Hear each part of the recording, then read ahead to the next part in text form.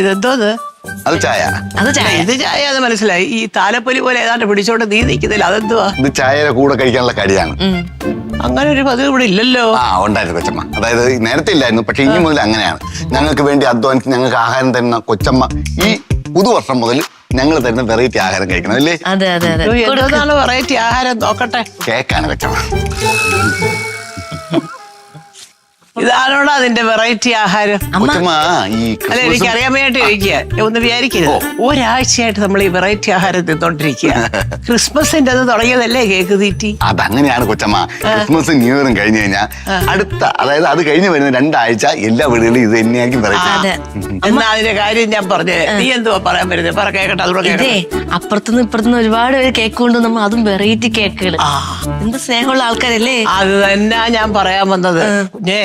ഓണം ആകുമ്പോ നമ്മൾ വീട്ടിൽ വറക്കുന്ന ഉപ്പേരിയോ ശർക്കര വരട്ടിയോ അത് ഇതൊക്കെ കുറേശ്ശെ നമ്മൾ അങ്ങോട്ട് കൊടുത്ത് വിടും അല്ലേ?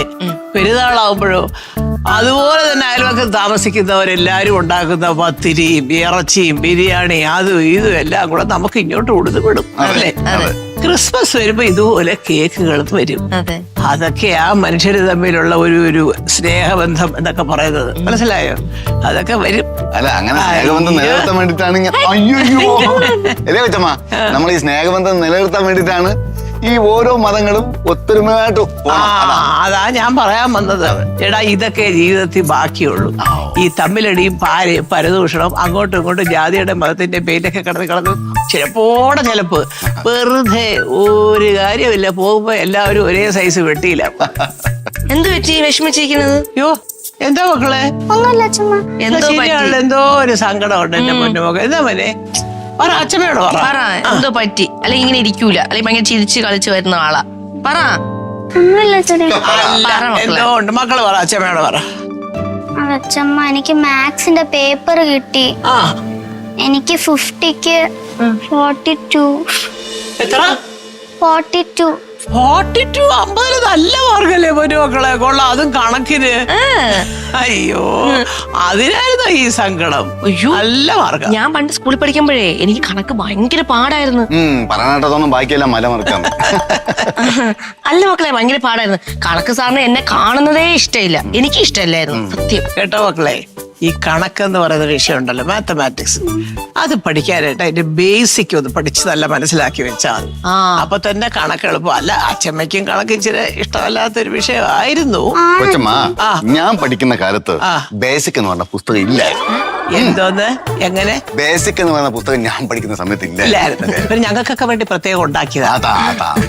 പോടാ അവിടുന്ന്. ബേസിക് എന്ന് പറഞ്ഞാൽ എന്തുവാ? അതൊരു ബേസിക് എന്ന് പറഞ്ഞാൽ അതിന്റെ ഒരു ബാലപാഠങ്ങൾ എന്നൊക്കെ പറഞ്ഞ പോലെ അതിന്റെ ഒരു അടിസ്ഥാനപരമായ കാര്യങ്ങൾ പഠിക്കണം. കണക്ക് പഠിക്കുക. ഞാൻ പഠിക്കുന്ന സമയത്ത് കൂട്ടുക, കുറയ്ക്കുക, ഹരിക്കുക, പിന്നെ കുണിക്കുക. കുണിക്കുകയല്ല, പിന്നെ ഗുണിക്കുക. അതെ, അത് തന്നെ. അങ്ങനെ പഠിച്ചാണ് ഞാൻ ഈ നിലയിലെത്തിയത്. ഏത് നിലയില്? അങ്ങനെയല്ല, അത്രയും വിവരവും വിദ്യാഭ്യാസമുള്ള കൊച്ചമ്മ ഒരു ഗ്ലാസ് വെള്ളം വേണമെങ്കിൽ എന്റെ അടുത്തല്ലേ പറയുന്നത്. പിന്നെ എന്റെ അടുത്ത് തന്നെ മുത്തോ ചായ ഉണ്ടോ അങ്ങനല്ലേ പറഞ്ഞേ? സുരഭി എന്നാണ് ആദ്യം വിളിക്കുന്നത്.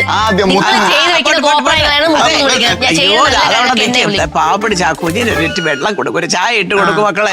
അതാണ് ഇതിലൂടെ കൊടുക്ക്. വെറൈറ്റി ഫുഡ് മുത്തുവിന്റെ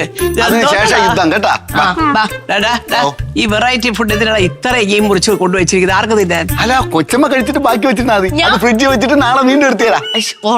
ഞാൻ ഈ മുത്തോട് പറഞ്ഞതാണ്, അമ്മ ഒരു പീസ് കേക്ക് മാത്രമേ കൊടുത്താൽ മതി. ഇല്ല, കൊച്ചും ഇതെല്ലാം അങ്ങ് കഴിക്കൂ. ചുമ്മാ ഫ്രിഡ്ജ് വെച്ച് അടുത്ത നാളെ അതൊക്കെ വെറുതെ എന്ത് കൂടെ അവന് കൊണ്ടുപോയി തിന്നാൻ. അതന്നെ, എടുത്തോണ്ട് പോന്നീ. അമ്മ ഒരു പീസ് എടുക്കമ്മ. എനിക്ക് ചായ കുടിക്കട്ടെ, പിന്നെ കഴിക്കാം. ചായ അയ്യോ, കഴിക്കാൻ വേണ്ടിട്ടാണ് കൊണ്ടുപോണത്. നാളെ വെച്ചേക്കുന്ന ഒരു മഹാന് ഇപ്പൊ പോന്ന വഴിക്ക് 2 തിന്ന് കാണോ?